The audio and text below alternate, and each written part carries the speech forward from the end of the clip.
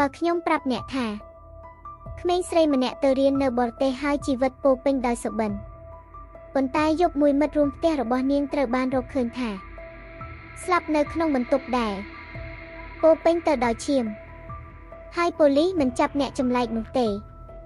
តែបែរជាចាប់មិត្តជិតស្និទ្ធរបស់ជនរងគ្រោះទៅវិញរឿងនេះមិនមែនជារឿងភ័យរន្ធត់ក្នុងភាពយន្តទេប៉ុន្តែវាជាករណីពិតដែលធ្វើឲ្យមនុស្សទូទាំងពិភពលោកសួរខ្លួនឯងថាអាមែនដានុកគឺជាឃាតករឬជាជនរងគ្រោះនៃប្រព័ន្ធយុត្តិធម៌ជនរងគ្រោះឈ្មោះថា Meredith គឺឈឺកាលឆ្នាំ1985ជាសិស្សស្ត្រីជនជាតិអង់គ្លេសមានសុបិនធំហើយចូលចិត្តផ្នែកភាសាបរទេសនៅឆ្នាំ2007នាងបានទៅរៀនបន្តនៅទីក្រុងមួយក្នុងប្រទេសអ៊ីតាលីនាងជួលផ្ទះជាមួយក្មេងស្រីផ្សេងម្នាក់ទៀតហើយនាងឈ្មោះថាអាមែនដាគ្មាននរណាដឹងទេថាផ្ទះនេះនឹងក្លាយជាទីកន្លែងនៃឃាតកម្មដ៏ល្បីបំផុតក្នុងសតវត្សទី21ឡើយចំណែកអាមែនដាវិញកើតនៅប្រទេសអាមេរិកហើយនាងមើលទៅជាក្មេងស្រីសាមញ្ញហើយញឹមរស់រាយរាក់ទាក់នាងទៅអ៊ីតាលីដើម្បីរៀនភាសាអ៊ុយតាលីនិងរស់នៅជីវិតថ្មីអាមែនដានិងជនរងគ្រោះមិនមែនជាមិត្តជិតស្និទ្ធខ្លាំងនោះទេប៉ុន្តែពួកគេបានជួលផ្ទះរួមគ្នាហើយរស់នៅផ្ទះតែមួយញ៉ាំអាហារជាមួយគ្នាជួបមុខគ្នាជារៀងរាល់ថ្ងៃគ្មានអ្វីបង្ហាញថាពួកគេនឹងក្លាយជាជនរងគ្រោះដែលពិភពលោកនិយាយមិនឈប់នោះទេយប់ថ្ងៃទី1ខែវិច្ឆិកាឆ្នាំ2007អាមែនដាបាននិយាយថានាងនៅជាមួយមិត្តប្រុសឈ្មោះរ៉ាហ្វ្លេនៅពេលយប់ហើយជនរងគ្រោះត្រឡប់មកផ្ទះវិញតែម្នាក់ឯងហើយនៅពេលព្រឹកមិត្តរួមផ្ទះរកឃើញថាទ្វារបន្ទប់ជនរងគ្រោះចាក់សោបន្ទាប់ពីអាមែនដាបើកទ្វារចូលនាងបានឃើញជនរងគ្រោះត្រូវបានសម្លាប់ដោយការចាក់ត្រង់កញ្ចឹងនិងមានស្នាមទារុណកម្មមានសញ្ញាផ្លូវភេទផ្ទះពោពេញដោយឈាមបន្ទប់ទឹកមានស្នាមឈាមប៉ុន្តែមានអ្វីមួយមិនសមហេតុផលប៉ូលីសអ៊ីតាលីចាប់ផ្ដើមសួរនាំហើយអាកប្បកិរិយារបស់អាមែនដាធ្វើឲ្យប៉ូលីសសង្ស័យនាងញឹមនាងថើបមិត្តប្រុសនាងមើលទៅមិនសោកសៅសារព័ត៌មានហៅនាងថាហ្វុកស៊ុយណុកស៊ីប៉ូលីសជឿថានេះមិនមែនជាឃាតកម្មតែម្នាក់ឯងប៉ុន្តែជាការសម្លាប់ដោយមនុស្សច្រើនក្នុងកលបែងផ្លូវភេទអាមែនដាត្រូវបានសួរនាំអស់ជាង50ម៉ោងដោយគ្មានមេធាវីដោយគ្មានអ្នកបកប្រែពេញលេញហើយនៅចុងក្រោយនាងសរសេរសារភាពមួយហើយនាងបានចោទប្រកាន់បុរសម្នាក់ឈ្មោះពេទ្រីកហើយបុរសនោះត្រូវបានចាប់ខ្លួនតែពេលក្រោយមកគាត់ត្រូវបានដោះលែងដោយគ្មានទោសអាមែនដានិយាយថាការសារភាពនេះកើតឡើងពីការបង្ខំនិងការភ័យរួមជាមួយសម្ពាធផ្លូវចិត្តក្រោយមកប៉ូលីសរកឃើញ DNA របស់អាមែនដានៅក្នុងផ្ទះនោះតែការប្រមូលភស្តុតាង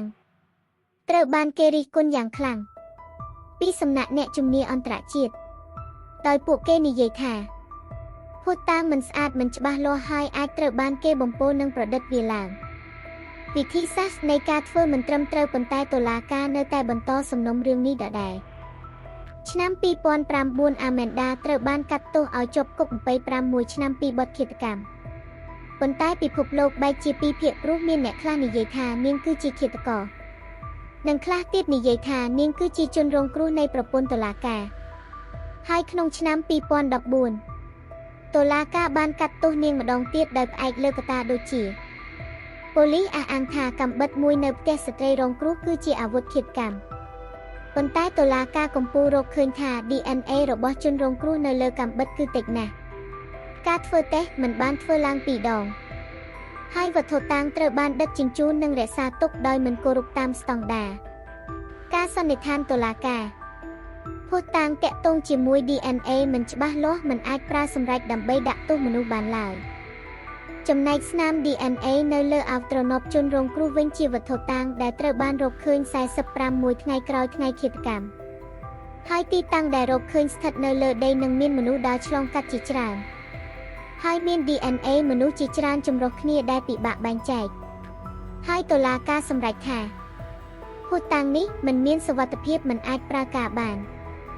ការសារភាពរបស់ Amanda មិនត្រឹមត្រូវតាមច្បាប់ព្រោះនាងត្រូវបានដាក់សម្ពាធហើយសួរនាំយូររហូតជិត50ម៉ោងដោយគ្មានមេធាវីគ្មានអ្នកបកប្រែត្រឹមត្រូវ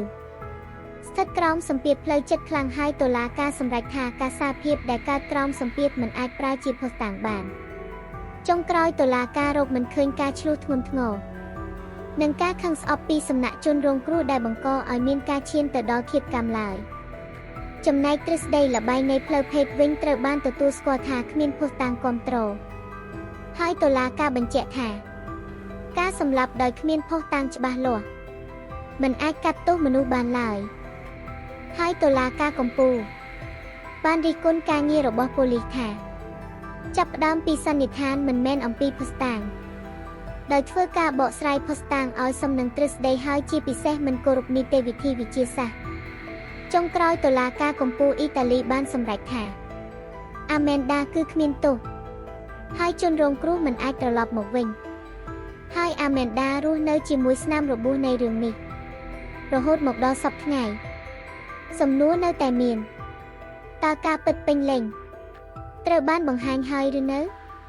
តើយុត្តិធម៌បានផ្ដល់ជូនជនរងគ្រោះពិតប្រាកដទេរឿងនេះមិនត្រឹមតែជាឃាតកម្មនោះទេតែវាជាការព្រមានអំពីអំណាចនៃការសង្ស័យនិងសារព័ត៌មានអរគុណដែលបានស្ដាប់ podcast នេះជួបគ្នាវគ្គបន្ទាប់ក្នុងរឿងអាថ៌កំបាំងដែលលាក់ខ្លួនក្នុងពិភពលោក